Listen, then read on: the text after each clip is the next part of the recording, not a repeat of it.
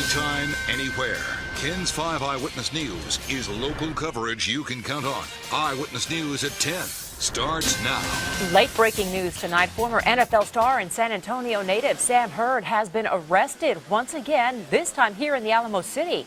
Myra Moreno joins us live with more on this breaking news. Myra?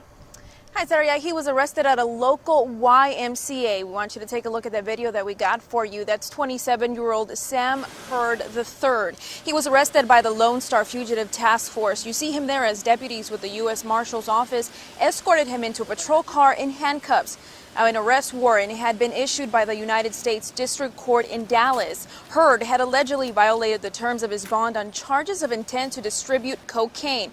Well, this after he had recently tested positive for marijuana. Well, the former Bears wide receiver was first arrested last December in Chicago on cocaine charges. That's the very latest on this late-breaking news. For now, reporting live, Mayra Moreno, KENS 5 Eyewitness News. Every time I go around, they're dealing with drugs right around the dumpsters. They're dealing with drugs right around the corner. Happening now, concerned residents living near Haven for Hope speaking out tonight. They say their neighborhoods have been taken over by crime and they want it stopped. Phil Anaya joins us live to explain. Phil? Well, sir, Chief McManus says there's not one answer to this problem. Rather, it's going to be a strategic plan from the entire community. The one thing he says will not work is simply patrolling more by police. Those quality of life issues are serious and very, very problematic for the people that they affect. Quality of life issues, that's what Chief McManus says is the root of the problem for residents living near the homeless shelter Haven for Hope. Residents say they've seen everything from dirty needles to condoms in their neighborhoods. You can't sit on the bus stops. They're all urinated. You can't be around there. There's dopers. I've already reported 7 fights out of there. It's going to cost us money to go ahead and protect ourselves when we didn't even want this place from the beginning. But the chief says more patrol and arrests aren't the answers. That's why he and Councilman David Medina invited concerned residents to meet tonight with various city staff to discuss the problems. That way a plan can be executed. This is something that we need to move extremely fast on and take immediate action. But even then, the chief says curbing crime near Haven for Hope is going to take some time and patience. And it's a long-term project. It's not something that's going to happen overnight. And the chief says he plans to meet with residents again to prioritize the issues discussed tonight. As far as Haven for Hope goes, there could be some policy changes according to the chief, but he wouldn't discuss what those changes would be just yet. Reporting live tonight, Phil Anaya, KENS 5 Eyewitness News. All right, Phil, thank you. A major development out of City Hall. Council members unanimously voted to raise taxes to fund a preschool initiative. Tonight's vote on a 1/8 cent sales tax increase will put the pre-K program on the November ballot. The tax would provide a brand new day-long education program for 4-year-olds across the city. In a predominantly Hispanic community, our San Antonio police officers are more of an international mix. It seems more officers from different parts of the world are choosing San Antonio. Myra Moreno has more on a story you'll see only on KENS 5.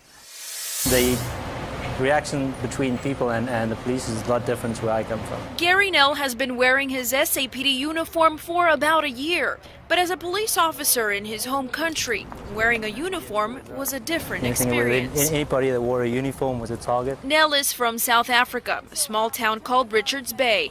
He spent most of his career dodging bullets. He found himself in SA because of his wife, who's in the Air Force. I get called Australian, New Zealand, I'm just about Irish. I don't know how they get that one, but I'll be called Irish as well, so it's quite funny. Now meet Monaco Meneses. I used to be a radio DJ. And then I migrated to the U.S. He's from the Philippines, and his story is different too. Yes, from humble beginnings, he served in the military. My father is a retired judge. My brother is now a judge. Meneses' decision to protect the innocent was more of a family affair. I wanted to tell Daddy that I completed the pie. I strive a lot, Myra, I do. I want to show to everybody that this short Filipino has a lot to offer. He's been patrolling the streets of SA for 12 years. It's pretty amazing that people from that far away have chosen San Antonio to be a police officer. Chief William McManus takes pride in his diverse force. Diversity brings different perspectives to the department. It brings perspective of the community to the department, which is something that is very, very valuable in our line of work.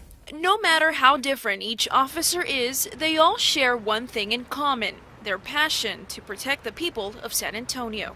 Mara Moreno, KENS 5 Eyewitness News. Right now, work at Toyota's San Antonio plant has been brought to a halt. The company says a parts supply issue at their engine plant in Alabama has temporarily suspended work at their truck assembly plant here in San Antonio. Toyota officials say the move will not impact productivity and that any losses will be recovered through overtime. A massive fire threatens historic buildings in a small Texas town near the border. Along with the flames, firefighters had to cope with ammunition stockpiled in a burning home. Our border reporter Angela Cocherga has more. As firefighters work to keep a huge blaze from spreading in the tiny historic Texas town, San Elizario, they had to contend with another danger. Go back. All the way back, please. What's that we That's hear? ammunition. That's bullets.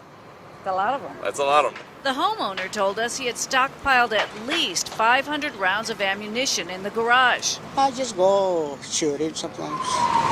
Nobody was injured in the fire, but several homes nearby were evacuated. Big challenge for firefighters has not only been putting out that blaze, but protecting the historic building right next door. It's one of 17 structures that date back to the 1700s, including the old church. And legend has it, outlaw Billy the Kid broke a friend out of that jail at gunpoint. The town is a favorite with tourists, history buffs, and artists. We're lucky right now that the wind is going this way. As you can see, it's keeping it away from this. It was not a total loss for the owner of the burned home. He was reunited with his little dog as firefighters put out the final flames.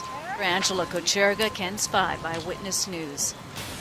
Violent heist. San Antonio police want the public's help in catching this man. Daring rescue. The Coast Guard navigates through some choppy waters to reach stranded swimmers. Long road ahead. We've got the story of one little boy faced with a big challenge.